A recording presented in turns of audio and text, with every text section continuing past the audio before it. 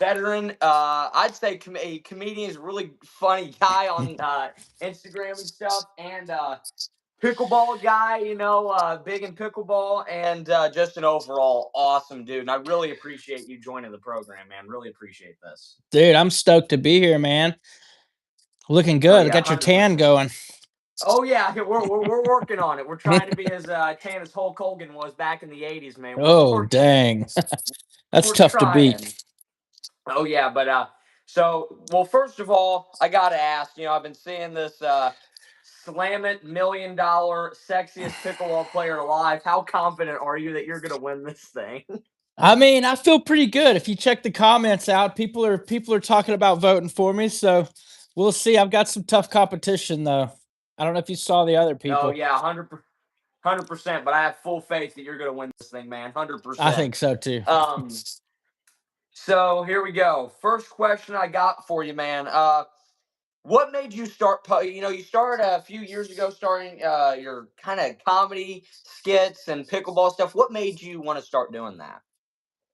So I've always been kind of a comedian. I've always been someone that was funny, growing up. I was always the smart mouth kid, getting in trouble for saying this or saying that.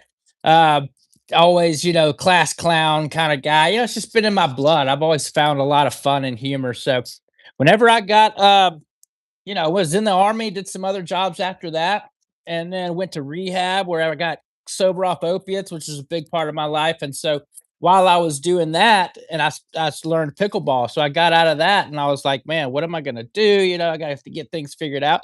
And I've always just been passionate about making comedy stuff. So I posted a couple videos on TikTok, and they started taking off, and then it got big on Instagram, and I was like, dude, maybe I've got something here.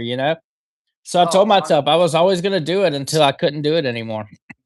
oh yeah, you're doing great at it, man. My dad and I, we watch this stuff, and we just get a huge kick out. We love this stuff, That's man. awesome. I appreciate it. Oh yeah, 100%. Another thing that a lot of stuff you post about is kind of your weight loss journey. You were quite a bigger guy at one time. You've lost a lot of weight. Now you're in really good shape. Explain, like, how was that process of losing weight and all that stuff? Well, I still got a ways to go, but I've always been.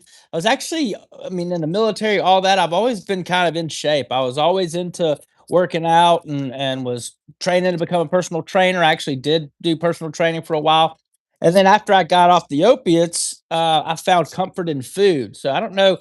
A lot of people they don't. I used to hear people that were like addicted to food or addicted to eating or and I never really believed it until I experienced it myself. So whenever I got off the opiates, I found comfort in food. I was just like someone that enjoyed eating, and I would look forward to eating pizza or eating something bad, and man, that'll catch up with you quick. So boom, I gain all this weight, like 90 extra pounds, almost 100 extra pounds. I was like 280 weight, 285, I think. Wow. And I got to a place where I was like, all right, I don't want to, I can't be this big anymore. I got to do something about it. And so that's when I started, when I started posting on Instagram and TikTok, it was kind of around the same time I started losing weight.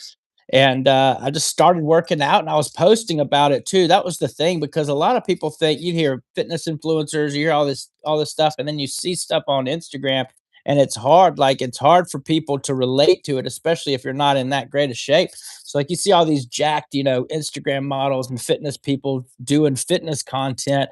And for someone that's bad out of shape, that's tough. It makes it feel unrealistic. So when I was posting kind of my fun workout stuff and doing fitness videos and just having fun with it as a bigger guy, that's when people start messaging me and they're reaching out and they're saying, "Hey, man, um, I know you're being funny when you're posting this stuff, but just so you know, it's really helping me. It's helping me to find confidence again to go to the gym. It's helping me to not care so much what people think about me." And that was the big part of it, for me. It was just I found out it was helping people. And so yeah, I just kind of through that and the encouragement through that, I just kept going with it and losing weight and working out, doing CrossFit stuff, getting on some supplements, getting my blood checked and getting my testosterone levels right and all that stuff. Peptides were a big part of that too. So kind of all worked together. I still got a Oh, ways to go though, man. I lost about 90 pounds. I want to lose another 35 to 40 pounds. If I could Oh do my that, I'll be right where I want to be. Oh, awesome. Well, congratulations for losing that much weight. It's really hard for someone to, put in that much dedication and work. And that's a really awesome thing. And the fact that you're motivating people in that process is even better. Helping people out, that's just so awesome, man. Next question for you. You see a lot of different characters in these kind of skits you make. You got the pickleball addict. You got the dad trying pickleball for the first time, and just the kind of these funny characters. Do you get are these like inspired by real people you see on the street, like, or is this just stuff that you're coming up with on the spot? Yeah, that's a good question. So the dad stuff was really kind of based around my dad. He very much acts like that. I'm like basically becoming a spitting image of my dad, I'm afraid to say, but it's fine. It's all right. I do notice that we really do start acting and becoming our parents as we get older. And I've noticed that with me and my dad. But that was an easy one for me to kind of mimic and poke fun at and have fun with because I grew up with him my whole life, so it was just an easy one to do. But the others, I just kind of, especially in pickleball. I mean, if you played pickleball and have been to the pickleball parks, what the stereotypical pickleballer that people think of is, some older lady named Donna with two knee braces on and a tennis brace Right. on her arm, and they're just playing pickleball, right? Like the older crowd. And so that was an easy one for me to just kind of pick up and start doing. So I kind of came up with those pretty much on the spot, making the skits. Oh yeah, they're really fun. You actually inspired me. You've inspired me to do a few things. First of all, chubbies was a huge thing. I started wearing chubbies when I seen you. I'm like, oh my gosh, this is what I've been looking for. Heck And I yeah. got a group of my buddies, and we tried pickleball. I am terrible at pickleball. I am not good, but we had a good time.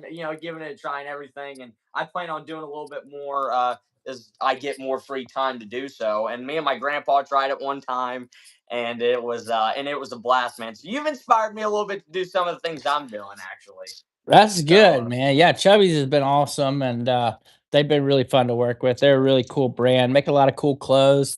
They've got a women's line coming out now, which they've never had before. So if you're into know anyone that I've always had females ask me, about Chubbies and making women's swimsuits, and they tried it like a long time ago in the beginning, and it just didn't take off, and so now they brought it back. So they've got Cheekies out.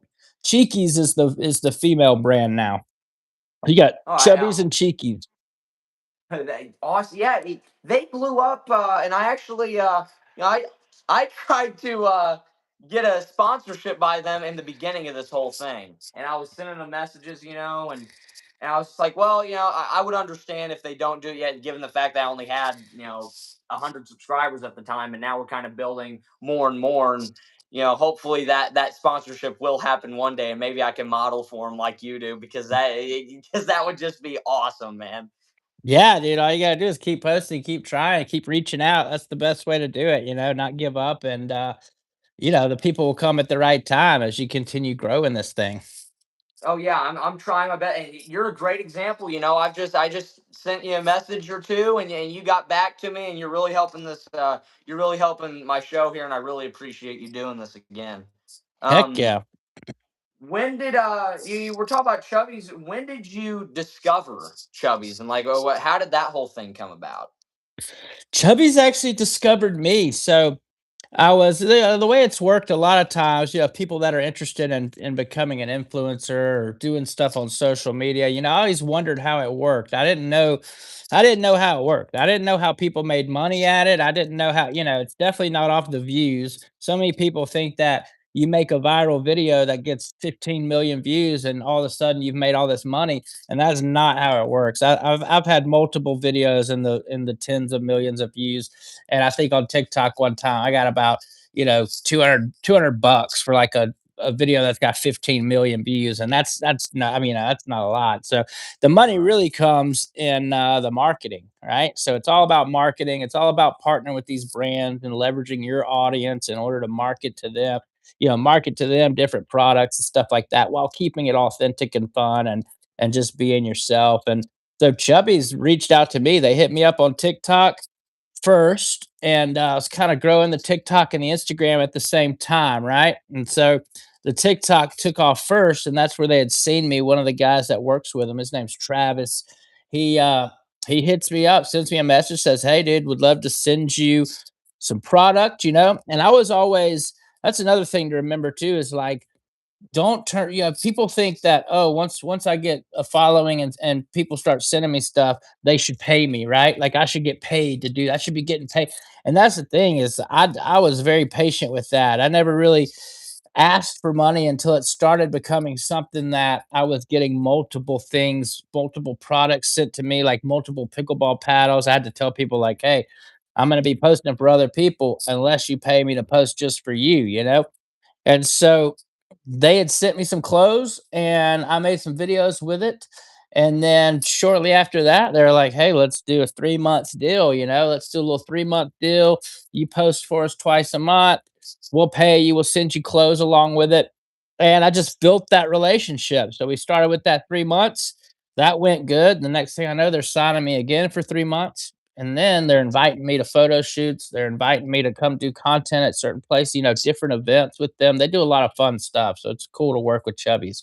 That's when I started doing the modeling thing for them. Now they got my face up. Actually, while you're down there where you're at, you need to go, if you're near Sandestin, go to Silver Sand. I think it's Silver Sands Outlet Mall. It's either that one or one of the other outlet malls right by Sandestin. There's a Chubbies store there and my picture was up there. They had me on the front door. They had me on the window. It might have changed now because they rotate them out, but I was up there for several months. Some friends sent me a picture of myself on the thing. So, but yeah, dude, they just reached out and then it grew to another, a year-long contract. It's actually the first year-long contract they've ever done with an influencer. They used to only do 3 month stuff. And then after me, it was like they wanted to do a year. We signed a year, then I did another one, and now I'm on the third year with that. So it's been Oh good, man. man, that is awesome. I actually I think I did go to the store that you were talking about. I unfortunately I did not. I think they have switched out that picture of you. But yeah, I Oh, did go to the nice. store. I did just get. My grandma did just buy me a pair of the Tropic Like It's Hot. Oh, nice. Those are awesome. And I've been wearing them to the beach and it's been going real well. I'm gonna say hi to some people in the comments. Kelsey Schaefer says hello, hello. Gregory Hubbard says hello. Tina Quick says hello. Linda Roos says hello.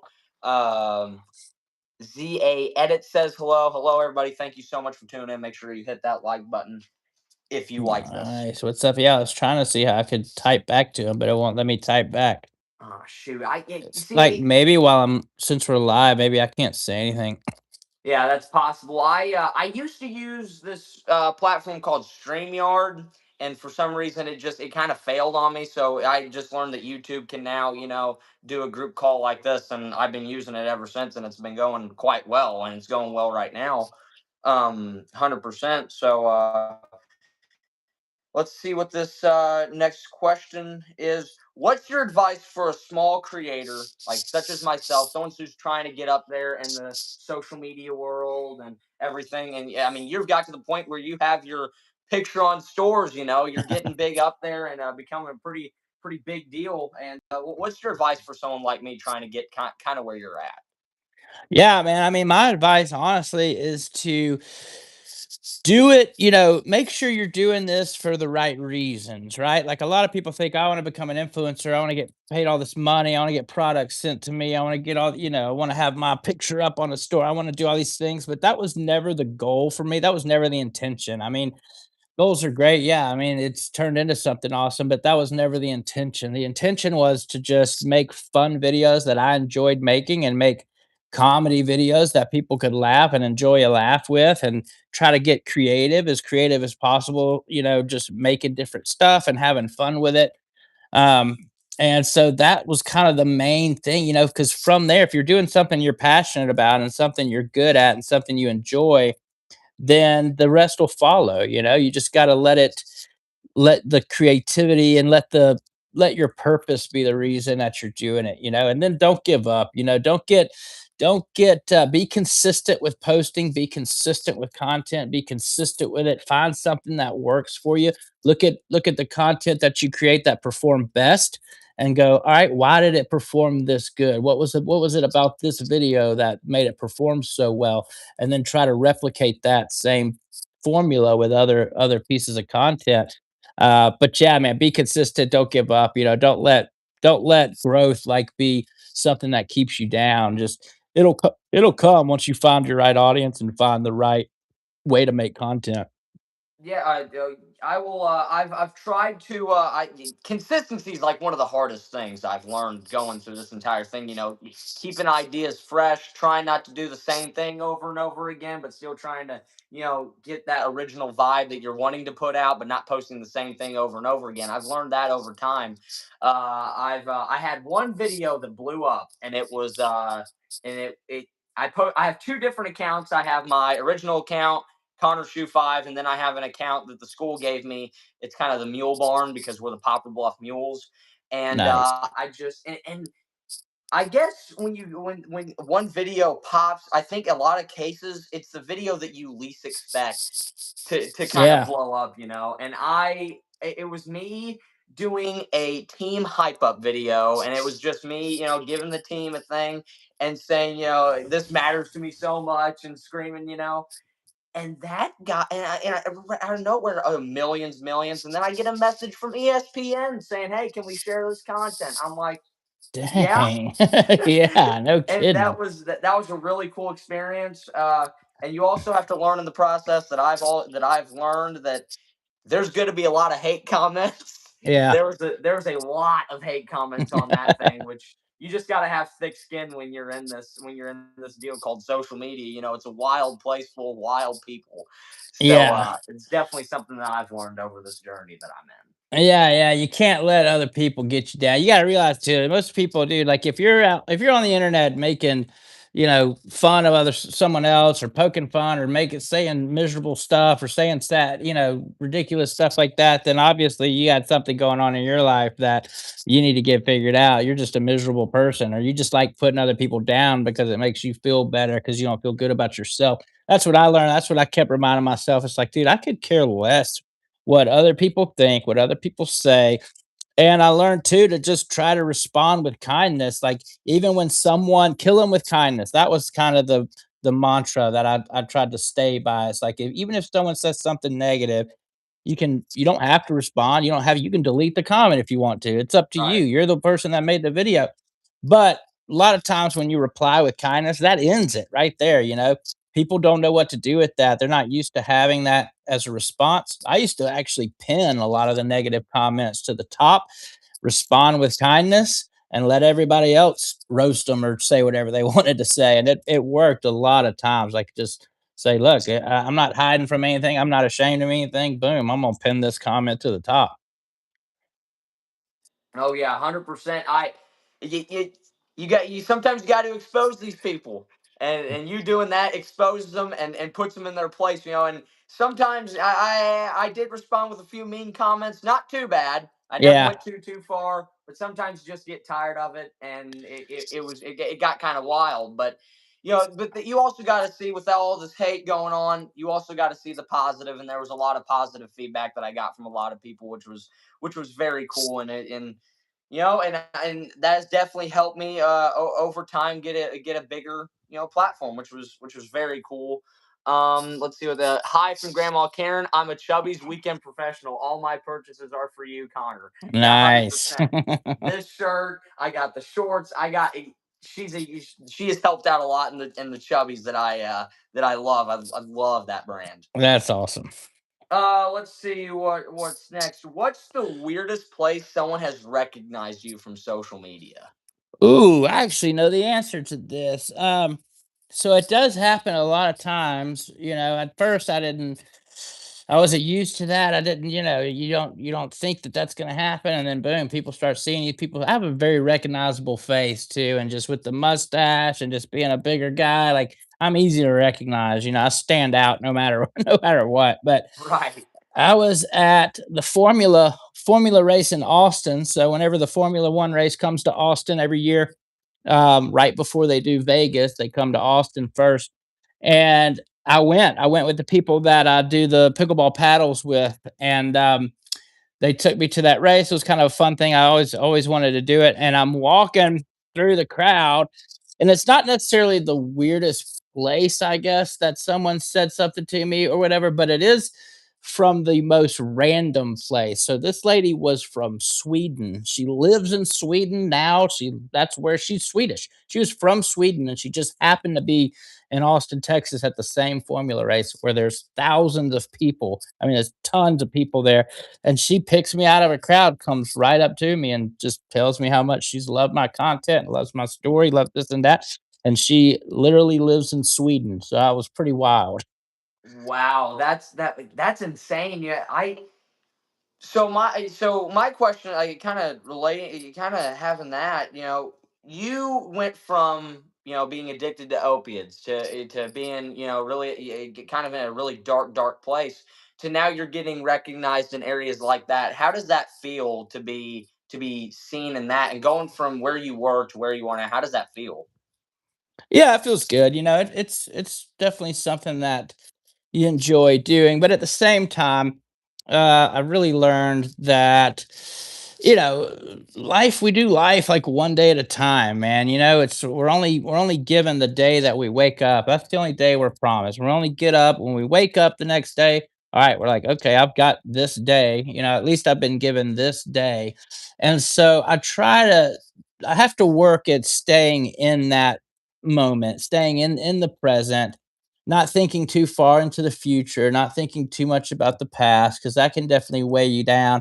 And then, worrying about the future can definitely mess you up too. So I try not to think too much ahead or like, oh man, I've got this, or think like, oh, everything's good, everything's going great, I got this, because it can always start going bad again. I mean, you can if you don't stay on top of it and really try to focus on the one day at a time thing, then you can find yourself just caught up again. It happens all the time to people. So I try to just stay present, stay in the moment, and just work on what I can do for today that's better than yesterday.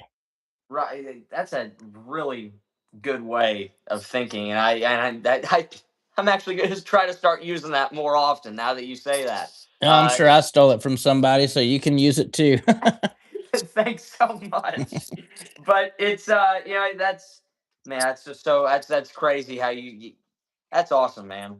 Um, you know, you have a lot of pickleball posts like we've talked about so far. But what is you've played a lot of pickleball. What's the most wild thing you've seen on the pickleball court so far? Oh man. I'm trying to think what the most wild thing I've seen in person. Um, I would say the most wild thing that I've actually ever really experienced or not, it's more like a moment, I had been invited to play in this little local celeb pickleball tournament in Nashville, and we were playing with the country music singer Hardy and his wife. So if you know Hardy, I didn't know Hardy at the time. He's a pretty big deal, especially here in Nashville. Me and a friend of mine named Hannah, she was on The Bachelor, The Bachelorette, and we teamed up together and we were playing together. And we came in second place. We lost to Hardy and his wife, but I didn't know Hardy at the time. I didn't know he was this big time country music singer. But it was a cool kind of a moment because you're playing on the rooftop, overlooking downtown Nashville. It's just a really nice environment, really cool scene. And it was just kind of one of those moments where you're like, man, look at how far pickleball has brought you, so far from just playing at a rehab on this rinky dinky court that you learned in rehab to playing on the rooftop at this nice hotel in Nashville with celebrities. Essentially, it was pretty cool. But if you've seen some of those pickleball fight videos and like some of those get out of hand, dude, there have been some crazy videos I've seen of people just getting into like real altercations, real physical fist fights, and like hitting each other with paddles and throwing paddles. It's wild, man. A lot of those videos go viral because it's kind of it's not really giving pickleball a bad name, but it's funny because people associate that with pickleball now too. They'll see like a fight like that and just roast everybody. Like, how are you getting yourself in this big of a situation over pickleball? Like you're gonna risk getting an assault with a deadly weapon charge over a pickleball match. You know what I mean? So Oh, I wonder if anyone's ever used your yeah, pickleball to paddle. hit someone. Yeah, just Yeah, use Evan Slaughter's face and just whack their head with it. yeah, That would be yeah. That'd insane. be But wild. we got okay. So My Karen mom knows says Hannah. hello. Yeah, Welcome, welcome. Dylan Kilbold says hello. It looks like Grandma Karen knows who Hannah is, and Kelsey knows who Hardy is. So yeah, yeah. we They're awesome. we got, and you're not the first person I've had from Nashville on this program. Actually, my cousin Colin Nash is actually lives in Nashville. I don't know if you've seen or heard of him before, but Hmm. he's a country music singer, and he does stuff in Nashville and does stuff kind of all around, And I don't know if you've ever heard of him, but you're not the only Nashville guy I've had on here so Oh, far. nice. Is that his actual last name, Nash? Oh, that's Yes. cool. Nash. He lives in Nashville. That's awesome. I actually named my dog Nash, so it's Oh, pretty cool. cool. Yeah, we're all kind of from this small town called Salem, Missouri, and it's Dent County area, and he went from being in Salem to now doing really well for me. He said I'm pretty sure he did some stuff at the Opry before, Oh, I sick. believe. So yeah, that was pretty awesome having him on the program as well. Um, my next question for you, and it's still pickleball related. What's kind of your pet peeve that lots of pickleball players do? Oh man, pet peeve that lots of pickleball players do. I would say, there's a lot of different types of pickleball players. Um, I would say you get different crowds, right? There's some people that take it so serious and they take it too serious because I'm one to not really. I treat it like a game, like something fun that we're doing to get some exercise in and just socialize and have fun with it. But then you've got people that think they're going pro, right? And they're just super, super into it. They're really taking it too serious. And then it's not fun for anyone else. Or if like someone new, wants to come and play or whatever, and they're on the court, like they just get really, really territorial and just can be mean to other people. So I would say that's a pet peeve, like just people that aren't treating the newcomers with any kind of sympathy or any kind of kindness or whatever. Uh, but then you have the people. The other thing I guess I was going to say is, you can hit someone in pickleball with the ball, and that's a point, right? So like if you're on the opposite side of the court and I hit you with the ball, that's a point, And so a lot of people when they do that, they treat it like they call it they'll do like a sorry. They're like, put one finger up like, "Sorry, my bad," whenever they do that. And I was kinda making fun of that the other day because it's like, it's part of the game, if you it's a point for you. If you hit someone with the ball, that's a point, right? There's no reason to apologize, say sorry, unless you hit someone in the face or something crazy on accident. But they do that all the time, and it's like, "Don't say sorry. You're not sorry. You just scored a point. You meant to do that." You know what I mean? Right, 100%. I actually didn't know you could hit someone in the head. It hits or hit someone with the ball. I Anywhere. did. I didn't. That's news to me. We got a crazy Mexican gaming says hello. What's up, man? Nice. Next question for you. If you had to play pickleball against three celebrities, who would those people be? Ooh. Let's see. I'd like to play with Quentin Tarantino, Okay, famous okay. director who I like. That would be awesome. Let's see. I would like to play with Adam Devine from Workaholics. He's an actor, was in Workaholics as well. I'd love to play with him too. And I would like to play with, let's see, there's someone that started to play recently that I was trying to think of their name, and I can't think of it, but I guess I would like to play with, oh, what's her name? I was thinking of this actress, Emma Stone.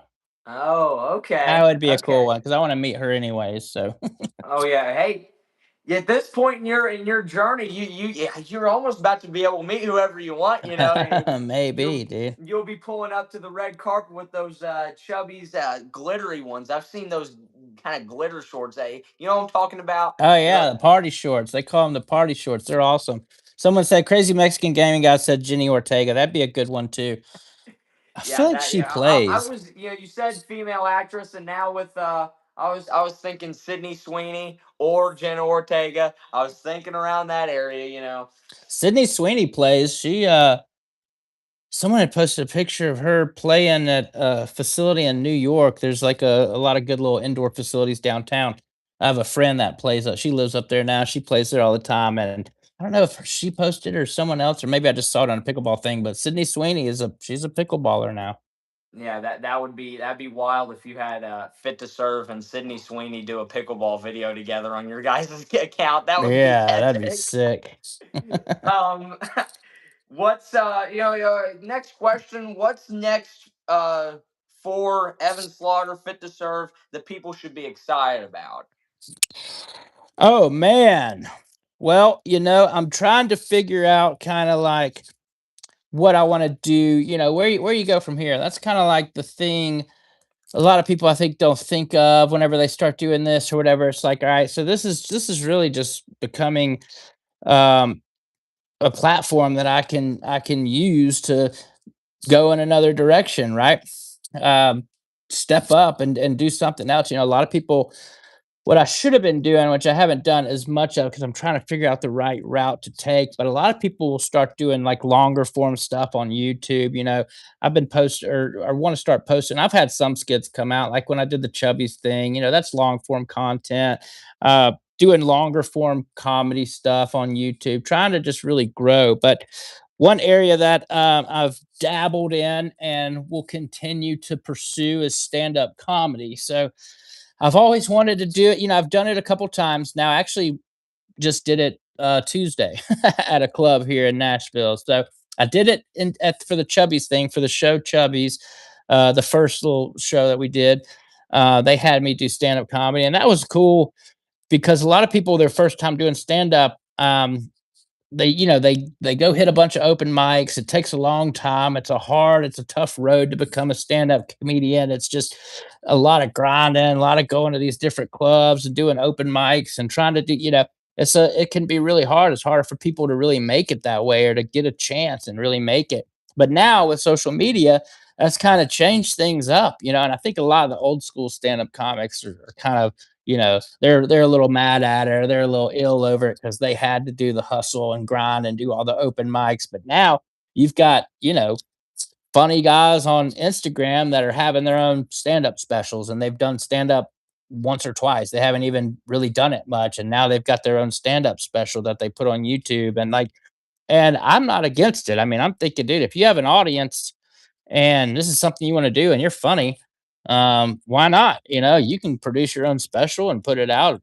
You already have an audience. Trey Kennedy is a good example of that. I saw him posting some stand up that he did. There's been several. Trevor, what's his name? I can't think of, but the redheaded dude, Trevor, whatever, that's on Instagram. He did the same thing. Started doing stand up. And I want to do it too. Like my first time on Chubby's, the first time I did it, they had me do it for that show. And so the very first time I ever did stand up, I was actually opening with some other comics for another big name comedian. And that was kind of that's usually not how it goes, right? So the first set I've ever done ever was opening for another big name comedian at Zany's here in Nashville. And I enjoyed it. I liked it. I had fun. I feel comfortable up there. And so I was like, man, I got to keep doing this. And then I just kind of let it get away from me. But then recently, some friends of mine were like, dude, you're going to do stand up. You're going to sign up for this open mic. We're going on Tuesday. So we went Tuesday and did it at the East Room in Nashville. And it was cool. They actually they draw your name. So like you put your name in a cup. Everybody that wants to do stand up comes and signs up. They put your name in a cup, and then they draw the names that are going to come up that night. So it's like you can sign up, but you might not get to do it. So you can come all the way out there, get prepared, sign up, but they might not call your name. But sure enough, of course, they call my name. So I went like 15th, I think, and did about 4 minutes. So it's fun. That's what I want to do next. Oh, awesome! Yeah, I was watching that. I'm pretty sure that the show that Chubby's came. It's called Firsts, I think, Yep. and it was. I did watch your episodes, and I did see, and yeah, I can see you doing quite well in the stand up comedy area, 100%. And that actually leads me to a question: do you have a favorite stand up comedian? Do you? I mean, do you have one? Yeah, Shane Gillis is definitely my favorite right now. It's actually close between him and Nate Bargatze. I really like Nate Bargatze too. He's from Nashville. He does his podcast out of Zanies, which is the club I did my stand up at. And he's a funny down to earth dude. But Shane Gillis, I think right now is definitely my favorite. Definitely the funniest.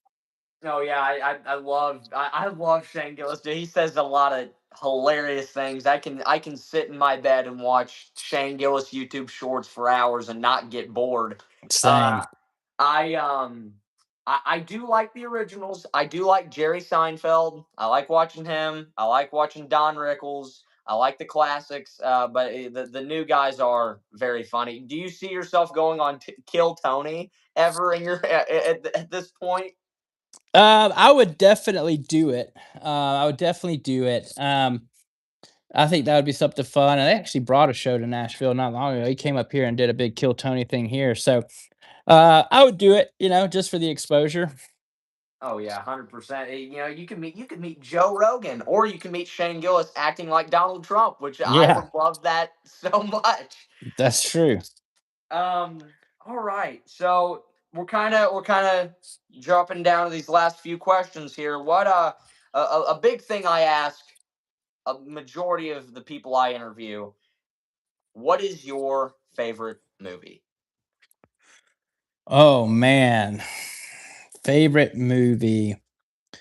I would say I had this picked out not long ago where I was like telling myself, I was like, all right, if anyone ever asks my favorite movie, this is what I'm going with. But it's Snatch. I don't know if you've seen Snatch. It's a forgot the guy's name who's like the famous director that does that style of it's like it's a Britain director. He does a lot of like crime type movies and like mob type, gang affiliated type movies. But Snatch has Brad Pitt in it, and it's about a diamond, this diamond that someone is trying to steal from someone, right? And they steal it, but it gets passed around a few different it gets snatched from multiple different people is the idea behind it. Until it ends up in I won't well spoiler alert. I'll have to ruin it for you, but it's an old movie, so if you haven't seen it yet, you're just gonna have to go watch it anyways. But a dog ends up eating it at the very end, and no one knows what happened to the diamond. No one knows where it went, um, except for like one person who keeps the dog with him, and he's got the dog, and sure enough, they end up getting the diamond out of the dog. I think he poops it out at the end. I will definitely have to give that movie a watch. Guy And Ritchie. I think it's Guy Ritchie's the director. yeah, that's what Mom just Guy said. Guy Ritchie. Ritchie. Yeah, I Yeah, will have to. perfect. I will have to give that a watch. That sounds like a movie that would be It's good. right. Brad Pitt's great in it. He's funny in it. He plays like a gypsy. There's like the gypsy type people that, they're like really not like the gypsy you're probably thinking of, like dressed up in weird stuff, doing weird, but they're like actual gypsies. There's like communities of these people, and they've got like their own accent, their own. They're kind of like America's trailer park people, Yeah, if I was relating it to America, it'd be like white trash in a trailer park, essentially. That's kind of how the gypsies are in this movie, but he's funny in it, dude. It's really, really good. Oh yeah, I will have to definitely give that a watch. I think up there with mine. My favorite comedies anyway have to be Mastermind is definitely up there. If you've ever That's watched that, good. Love yeah. Mastermind. About a true story. Yeah, that Do that's you the know best that? part. That Yeah. that, that is epic. Hot Rod, I like that movie. Yeah. With I'm pretty sure That Andy is good. Samberg. Yeah, Andy Samberg. Yeah, that is a really, really funny one too. That'd be a good one to rewatch. Oh yeah, that's it. It's I can't call it a classic because it's not that old, but it's a great film. I love every second of it. So you have a lot of Chubby's gear. Like you post a lot with it on, of course, like we've talked about in this interview so far. But what is your favorite thing that you've got from Chubby so far? It would be the tiger shark shorts. I don't know if you've seen the tiger shark patterns they have now, but it's a swimsuit. They've got the swimsuit and they have collared shirts with it. Tiger shark just happens to be my favorite animal. It's always been my favorite animal. I've been since I was a kid. I've always loved tiger sharks, right? And I was a big shark guy. I was a big shark kid, and I've just always loved the tiger shark. And so it was funny when they came out with that. I was like, "Man, this is, like, perfect for me," it's the perfect pattern, but it's got their tiger shark on it is a shark body with a tiger head. So it's like shark with a tiger head. So it's like a tiger. It's an actual tiger shark. And, they're all o it's like the Chubby's pattern, and it's all over the shorts, and they've got the matching shirt with it, so Oh, that is awesome. I will. Yeah, I'll talk to Grandma Karen about it. We'll see if I can get they hooked up got with. pajamas with it on there too that are really good, like Oh yeah, silk 100. I will pajama definitely. set. Yeah, I'll 100% have to look that up after we're done here. So yeah, you've the last kind of last few things I'll mention. We were talking about the whole first thing that you participate in. What's the deal with sushi, man? Why do you hate this stuff so much? I've just always had an affinity for seafood. I've just never been a seafood guy. I can't get past the smell. I can't get past the texture. It just literally grosses me out. And but what's funny about that is I like to fish. I don't fish in freshwater much because I'm just not interested in it. But I like saltwater fishing. I grew up going with my uncle on the boat, and we fish a lot in the bay for like snook and trout and redfish and just stuff you catch in the flats. But it's fun. I love it, and I don't mind handling them. Grab a fish, take it off a hook, I'll hold it. That doesn't bother me at all. But eating it definitely does, and it might be because I've caught fish and hell, they're slimy, they're gross, they're just the thought of eating that disgusts me. And I've always been like that ever since I was a kid. I mean, my parents would try to make me eat like fried fish when we got to eat, or feed me that, for as a real young kid. And I always hated it. I never wanted it. Quickly, like, got away from that, and it just grossed me out. So when they found that out, and they were like, "Dude, let's have you eat some seafood, right?" And see, Kim agrees with us. It just grosses me out, dude. But they did they were like, all right, we're gonna have Evan eat sushi for the first time. And so everybody's like, is it I was like, not only is it like sushi for the first time, it's like seafood really for the first time since I was probably 3 years old. So I hadn't had any fish or oysters or anything like that really since really young age. I think I had an oyster when I was like 16. My dad made me eat one because we were in Apalachicola, Florida, the oyster capital of the world, he calls it. And he's like, you can't come here without having an oyster, so he made me eat an oyster. But and I hated it, dude. It was like swallowing a loogie, it was just slimy and gross. But the sushi experience, everybody was like, they were kind of jealous. Like people that really like sushi too were that were there, filming a thing, were jealous because the restaurant that they had me do that at, is this new sushi place in Nashville that actually at the time when we filmed that, it was not open yet. It was about to open like the next day or the next weekend or something. They're about to have their grand opening, but it's a restaurant that's like sister restaurants with this restaurant called NoCo in Nashville. NoCo, if you ever come to Nashville or whatever and you can get in at NoCo, it's like one of the best restaurants here. It's hard to get into. They've usually got a wait list.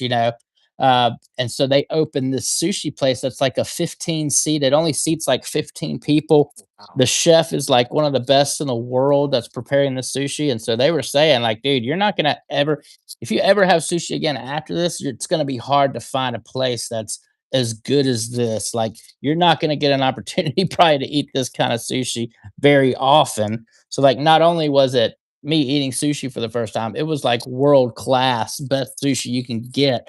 And God, I hate it. I mean, I did it, I sucked it up and I did it and I ate all of it, but I definitely did not enjoy it. But it wasn't very Okay. fishy. That was another thing they said is like seafood shouldn't taste fishy. That's what the guy was telling me. And it definitely didn't. It wasn't fishy at all, but it was still not good. Yeah, no, I did. I tried an oyster this past summer for the first time. Well, it hasn't been the first time, but it's the first time that I can remember. And my cousin Jake, who is actually he has a band called Liquid Chicken. They're pretty awesome. Highly suggest you check Liquid them out. chicken, nice.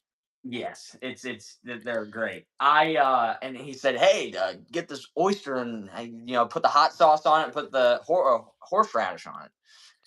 So I don't know what I'm doing, so I put way too much horseradish on it, and Yeah. I just sinus is clear is the grossest thing I've ever had. And it now, but here's the thing: I have this thing that I do about once a week where I do a raw egg challenge, and I Oh, have one nice. raw egg. And it's not that different from an oyster. It's slimy, it's gross, but Hulk Hogan and Mean Gene did it one time, and and then Hulk Hogan passed away this past summer. I was like, Yeah. I got I gotta start doing this stuff. So I really started to pump it up in the gym, started taking my raw eggs and saying my prayers and eat my vitamins. Were you a big Hulk Hogan guy ever? Were you into that? Yeah, I liked Hulk Hogan. I wasn't a huge wrestling guy, which was actually kind of odd for my age. And when I was born, it was really big. I mean, Hulk was big then. A lot of the guys where wrestling was really, really popular with a lot of my friends and stuff. And I never got into it much, mainly because I think my dad was like an actual wrestler, like a scholastic wrestler, and I did that for a little bit in middle school, and I was kind of raised in that household where it was like, this is real wrestling, this is what wrestling really is. And so I think I was just always raised to like, no, fake wrestling's not cool, don't do that. But now, even as I'm getting older, it's still, I mean, really popular, and like Logan Paul doing his thing and doing the fake wrestling, like they're making it cool. A lot of these celebs like Pat McAfee, they're all getting into it and trying to wrestle. So if I ever had the opportunity to do that now, I think I would, and have fun with it. So you can make a bunch of Oh, money doing it too. Oh yeah, I've always been kind of raised in the opposite that you've been in. I've always been a big WWE guy. Yeah. My dad has always been one. It's just kind of the way we've always gone. And of course I got really obsessed with Stone Cold Steve Austin at probably too much of a young age because I was going around being a first grader and saying, crack a few beers, crush them, and down them. You know what I'm saying? So that was kind of. Oh, I think we may have lost him. May have lost him for a second, guys. Uh-oh, we've lost Fit to Serve. What are we gonna do? Let's see. Oh, I think. Oh, your camera's turned around. Boom. There we Dude, I go. got a phone call. I got a phone call and it froze. I had to Oh, hit I had to hit ignore on the phone call and it messed me up. no, it happens to the best of us. It's happened to me many times doing this. It's a okay. Addie Slays has a question for you. How long have you played pickleball for? That's a great question, Addie. I actually picked it up in 2021, so I've only been playing about 5 years, which is crazy. It's 5 years now because it seems like yesterday, but, yeah, only 5 years, and I had never heard of it. I didn't know what it was. I met people now that were like, "Dude, I learned that in PE as a kid in school." A lot of people in California had it growing up, and we just never had it, dude. I just never played it until 2021. Yeah, the girls at Poplar Bluff, Missouri have the girls PE has pickleball. Boys PE doesn't really participate in it much, but they definitely have it, and a lot of the girls don't Wow. like girls PE either. Yeah, that's So, true. Karen Schuchardt, aka Grandma, asks. It says, "Try some prime rib sushi. It's not bad." I wonder what that is. Is it prime rib or is it sushi? Like, I'm is it not. seafood? If it's seafood, I definitely won't try it. But I have had what's the beef tartare. It's like raw beef or whatever. I have had that. That's pretty close to sushi. Yeah, you obviously know who this guy Meat. is. You're talking about, raw meat. We were talking about raw eggs earlier with me. Yeah, what was your thoughts on Liver King when he was a big deal? What do you think Dude, about that guy? it's so funny that you just mentioned that because I just watched this documentary on Netflix like 2 days ago. I had never seen it, and I was just curious because 'cause I'd seen, I'd come across him online again just to check in to see how he's doing. He's, like, crashing out right now. He's having a hard time, it looks like, so hopefully he gets some things figured out, but, his documentary was wild, and you find all this out. So I was never like on the Liver King train to begin with, I just had heard the stories and heard about him and heard what he was doing and all these people that are buying liver and eating liver and cow testicles and all these things just because Liver King did. And after watching this documentary, I was thinking, dude, you messed up whenever you lied about steroids. You should have just been honest about steroids. Everybody already knows you're doing it. A lot of people nowadays don't mind it. Just tell them you're doing testosterone or something. I do testosterone now. A lot of people do. So, but to find out he's spending, 12 grand a month on steroids is insane.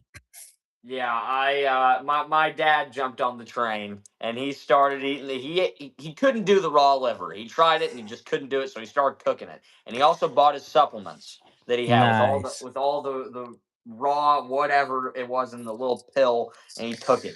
I personally thought it was disgusting. I didn't want to jump on that train. And I did watch the documentary that you were talking about, and I was like, "Holy crap. This guy was a complete nut."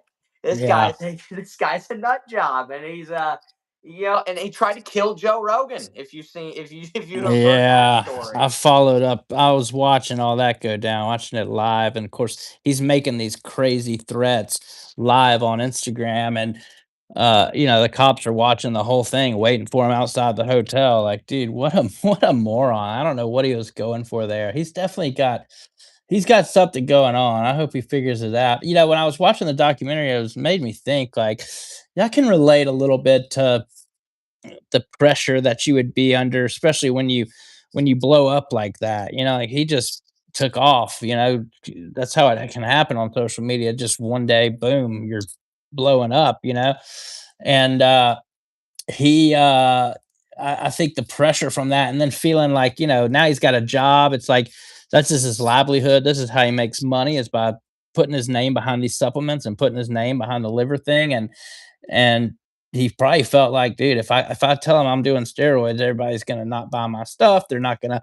And I just kept thinking, dude, you messed up. You should have just said you're doing the steroids. Just been honest about that, and then been like, but steroids aren't the only way you get this jacked. You still have to work out like a madman, and you still, and I eat liver and for my diet. And I think he still could have had a good but telling everybody knew he was full of crap whenever he said that anyway. So it's like, Yeah, dude. 100%. I definitely I did. It was like well, it was very similar to how a lot of the wrestlers and the baseball players back in the '80s would say, "Oh, we are not on steroids." It's like Vince McMahon going up and saying that all wrestlers aren't on steroids. That was a straight up lie. Oh yeah. Yeah, I think people So, knew that going into it. But oh yeah. did you keep up with the Malibu Max, Malibu Fit Max? 100%. It's actually just in the week that I've been in Florida. I was sitting on the couch and my dad said, "I think I found a guy that you're going to be like when you're in your 40s." And I was like, "I don't know if that's a good thing." "I'm going to show you the Malibu smoothie." And I'm like, Yeah. "Oh my gosh, dude." So yeah, I'm kind of on the train, and he did release that he he didn't talk about steroids, but apparently the whole IEP, I think he said, like it was a bomb that exploded, and that's what he was telling people of why his lips were the way they were. Yeah. And then he had just released quite recently that that was not the case. But I thought that yeah, Yeah, I'm so I'll kind of a tell you how Malibu that guy. happened, like, because I saw him, I was following him for a minute, and then when that happened, all these allegations started coming out And so, yeah, he said he was an IED survivor and he's doing all this stuff for PTSD. Like he got blown up and his face is messed up because he took an IED to the face. And so, as someone who's been injured in combat, because I hit an IED in Afghanistan, got messed up. One of our team members died during it. I got a Purple Heart from that. I got all these medals while I was in, from being blown up. And so for everybody that's like served, I've had friends lose arms and legs from IEDs and stuff. And so it was ridiculous. And here's why, because all these people gave him this pass, right? Like that don't understand what happened. So he was saying that he had that in his bio, right? IED survivor, PTSD advocate, IED survivor. And he was using that because he said he got made fun of by the way his face looked. Well, it's like, first of all, it's like, so what, dude? I was 100 pounds overweight. You don't think I got made fun of? I didn't have to tell people something. That's just how it was. That's just how it is. You've been dealing with that your whole life. Plus, I think he probably got lip filler injections that didn't go good. And he did that to himself, essentially. So then he gets caught. People think that he just came out and apologized, and that's just not the truth. That's not what happened. He got caught. He got caught by a military page by this guy named Goon, who actually was following me for a while. He's got like this um some kind of military page where he posts his war content and stuff like that, but people know who he is. People started all these veterans started questioning what was going on because first of all, when you get hit by an IED, like it doesn't do that to you. You don't just take an IED to the face and not have any other. Like if you hit an IED and it's somehow messed up your face, you're going to be messed up other places. It's a bomb. You're going to lose limbs. You're going to be at least scarred or badly damaged on your body. And it's not going to just make your face look like you have giant lips now because you got hit by an IED. Like that's just not how it works. So when he came out with the apology, it was because he had to. He got caught, and people think he just decided to man up and make this video, and that's just not what happened. He got caught doing it. But it was like it was frustrating because then he got all this money from it. He had these brand deals from him saying he was an IED survivor and all this kind of stuff. And I think his sponsor, the main one, the supplement dude, dropped him after that. Um, Once that came out, because it was weird to watch, man. It was just like, yeah, he's a nice guy, yeah, he's doing all this stuff, but you definitely were trying to make something up. It was kind of Liver King esque, is what made me think of it. Yeah, yeah, I just heard about it just this like just scrolling through, and now you just told me that's news to me. I didn't know a whole Yeah, a lot of lot of that, people and don't understand it, but yeah, he had crazy growth too. I mean, he blew up like in 2 days, millions of followers. yeah, he went from like having 400,000 to going to a million now. It was kind of insane. Did you have kind of like that same thing where like one day you just had this many, but then you really blew up from a certain post you made, or is that kind of a similar situation you had? No, I think the fastest growth I really had would have been like close to 40,000 jump in a matter of a week, growing 40. But then after that, it's just kind of been steadily growing, which honestly I think is kind of a better way to do it because you're kind of building a following as you go along. You're building this organic following that's just keeping up with you as you're posting new stuff rather than just an explosion of growth. And then now, what are you going to do to keep it going? Like, why did they blow up and start following you in the first place? And what are you going to do to start, keep that going? So, I mean, definitely the explosive growth is cool and I wouldn't mind it. But at the same time, a good, slow, steady growth, I think, is pretty beneficial too. Yeah, that's kind of like that's very similar to the road I'm going down, where I'm just kind of slowly but surely. I started I started with nothing when we did. I started my account in 2022 or so, and just kind of now I have 300 followers instead of Nice. zero. So, and now on YouTube, actually, we're starting to gain quite a following too, and just slowly but surely. And again, you are definitely helping with the cause. And if I end up getting big somewhere, I will definitely make sure to credit you 100%. Oh, no, I Uh, appreciate it. the comments, Kim Roos says, "Thank you for your service." Yeah, the Connor Oh, Schuchardt Show yeah, appreciate says, it. "Thank you so much." Elijah Moore says, "What's up?" He's a big helper of the program. Connor is the guy. Thank you, crazy Mexican gamer. Um, but yeah, 100%. This has been this has been one of the best shows I've had in a long time, and I've had a good amount. I've had one with my great grandma who passed away this past June. Dang. Um, is she if you ever want to check out, some things, I had an interview. She was 93 at the time, and that was a pretty awesome interview. Had one with Colin, had one with my uncle, and now now you're in the club, so Nice. and I really appreciate you doing this, man. Taking time out of your day to help out a small content creator such as myself, and Yeah, absolutely, man.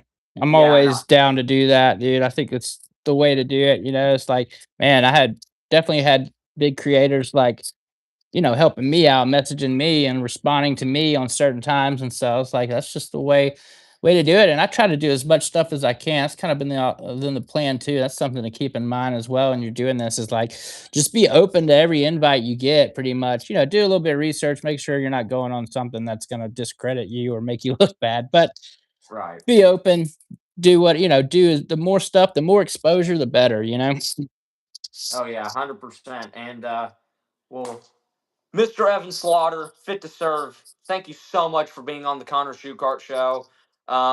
You're an immense help, and hey, you are doing. You're great. I keep on going with the great content. People like me, people like my dad, people like Kim. We all and people like my mom, grandma, and grandpa Shu. The whole bunch enjoys your content, man. So Awesome. yeah, 100%. You're awesome, and again, thank you so much for tuning in, and I hope you have a beautiful evening, sir. Yeah, man. Thank you. I enjoyed it, brother.